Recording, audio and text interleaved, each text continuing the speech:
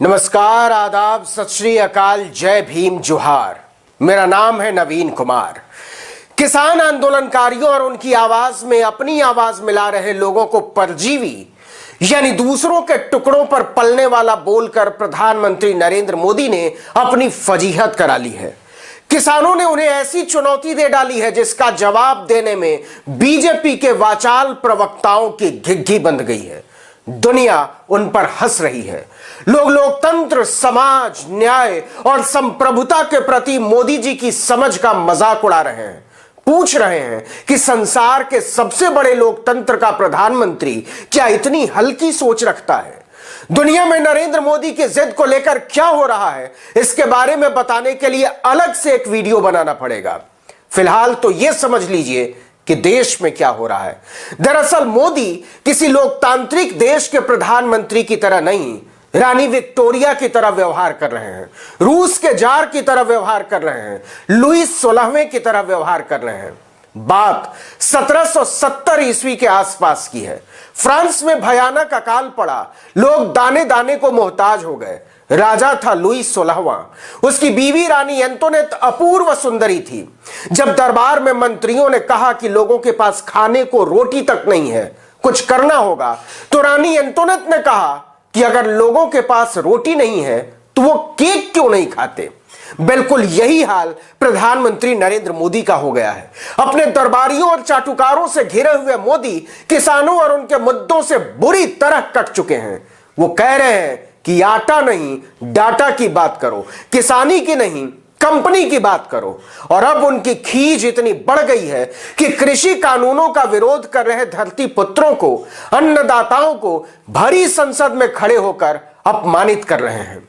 लेकिन किसान अलग मिट्टी के बने हुए हैं। उन्होंने संवाद से लगातार भागने वाले प्रधानमंत्री को बहस के लिए ललकार दिया है कि मोदी जहां चाहें जब चाहें किसानों के साथ 3 कृषि कानूनों पर बहस कर लें। किसान एकता मोर्चा ने अपने ट्विटर हैंडल पर ललकारते हुए लिखा कि सरकार ने संसद में सीधे झूठ बोला है कि किसानों को यह पता नहीं है कि खेती कानूनों में क्या काला है।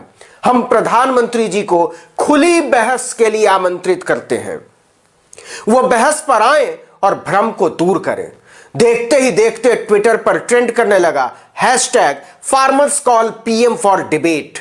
ऐसी ऐसी तस्वीरें, ऐसे ऐसे कमेंट और ऐसे ऐसे मीम्स तैरने लगे जिससे बीजेपी में खलबली मच गई।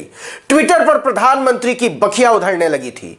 उन्हें एक ऐसे जिद्दी, अक्खड़ और अलोकतांत्रिक नेता की तरह पेश किया जाने लगा जो 207 किसानों की मौत के बाद भी अपना अहंकार छोड़ने को राजी नहीं है। एक तस्वीर ऐसी भी सामने आई जिसमें भगत सिंह बेड़ियों में जकड़े हुए हैं और एक बुजुर्ग किसान से बात कर रहे हैं। इसके साथ लिखा हुआ है, मेरे पसंदीदा आंदोलन जीवी। एक तस्वीर भगत सिंह के साथ विनायक सावरकर की भी तैरने लगी। भगत सिंह के ऊपर कैप्शन लिखा हुआ है आंदोलन जीवी और सावरकर के ऊपर कैप्शन लिखा हुआ है माफी जीवी। एक और हैशटैग इसके साथ ही ट्विटर पर बहुत तेजी से फैलने लगा, आंदोलन जीवी हूं, जुमला जीवी नहीं। किसानों और उनके समर्थकों ने प्रधानमंत्री नरेंद्र मोदी की परजीवी जुमलेबाजी की धज्जी उड़ाकर रख दी। लेकिन यक्ष प्रश्न वहीं का वहीं खड़ा है। क्या मोदी किसानों के बहस के आमंत्रण को स्वीकार करेंगे या हमेशा की तरह इससे कन्नी काट लेंगे?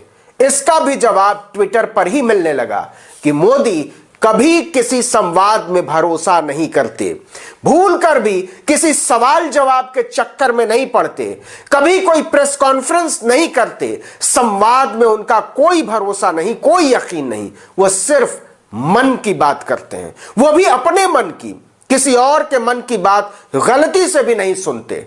किसान कहते हैं कि आप हमारे भी मन की बात सुनिए, लेकिन जब मोदी ने कही दिया कि आंदोलन जीवी परजीवी होते हैं, दूसरों के टुकड़ों पर पलने वाले, तो उनके सुनने का सवाल ही कहां पैदा होता है। इतना ही नहीं, उन्होंने किसानों को मिल रहे अंतर्राष्ट्रीय समर्थन को फॉरेन डिस्ट्रक्टिव इन्वेस्टमेंट कहा, मतलब विदेशी विध्वंसक विनिवेश। इस पर कोलकाता से छपने वाले मशहूर अखबार द टेलीग्राफ ने पहले पन्ने पर ही बखिया उधेड़ डाली। उसने आंदोलन जीवी परजीवी वाले बयान पर जो हेडलाइन लगाई उसे देखकर पता नहीं मोदी और उनके मुरीदों के मन पर क्या गुजरी होगी। उसने एफडीआई को फ्यूरर्स डायरेक्ट इन्वेस्टमेंट कहा है। अगर आप गूगल पर फ्यूरर का मतलब खोजेंगे तो पता चलेगा कि यह एक जर्मन शब्द है।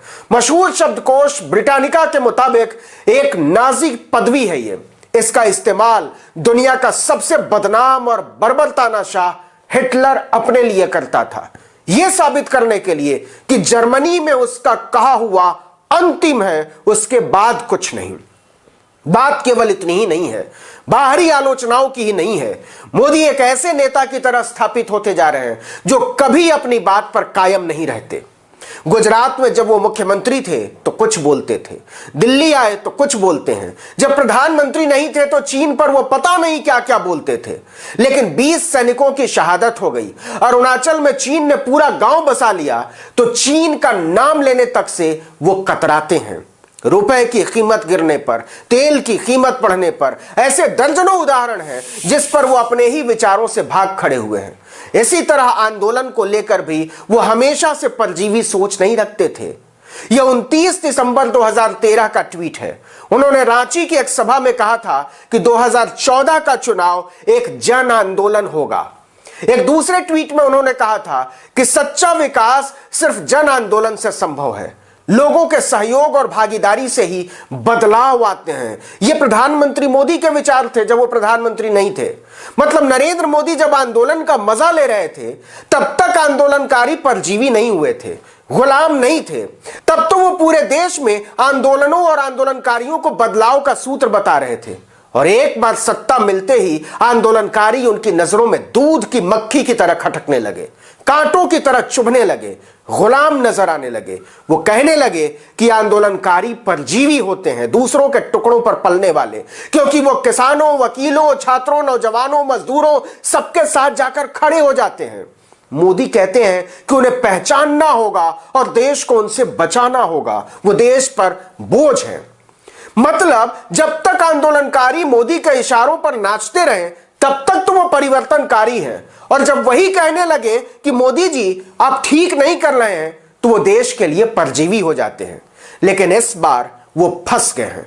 किसान कह रहा है कि चलिए मोदी जी समझदारी पर बहस कर लेते हैं, हम तो अनपढ़ लोग हैं और आप ठहरे एंटायर पॉलिटिकल साइंस के मास्टर।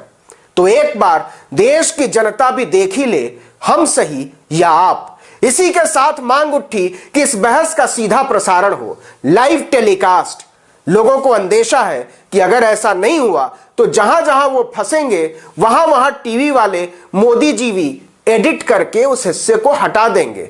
तो क्या मोदी इस चुनौती को स्वीकार करेंगे? सवाल ही नहीं। पूछना तो बनता है कि मोदी जी देश के सवालों से भागते क्यों हैं।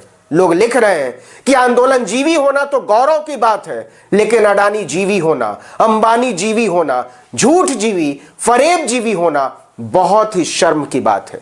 इस वीडियो में इतना ही, लेकिन अगर आपने अब तक आर्टिकल 19 इंडिया को सब्सक्राइब नहीं किया तो कर दीजिए, बेल आइकॉन दबाइए, लाइक कीजिए और कमेंट करके बताइए हमारा वीडियो आपको कैसा लगा। अपने दोस्तों, परिचितों, रिश्तेदारों, समूहों में व्हाट्सएप, इंस्टाग्राम, फेसबुक, ट्विटर पर हमारे वीडियो लिंक्स को शेयर कीजिए, साझा कीजिए और हमारे फेसबुक पेज आर्टिकल 19 इंडिया को लाइक और फॉलो करना मत भूलिएगा। वीडियो को तो लाइक कीजिए ही कीजिए, पेज पर भी जाइए और लाइक कर दीजिए। नमस्कार।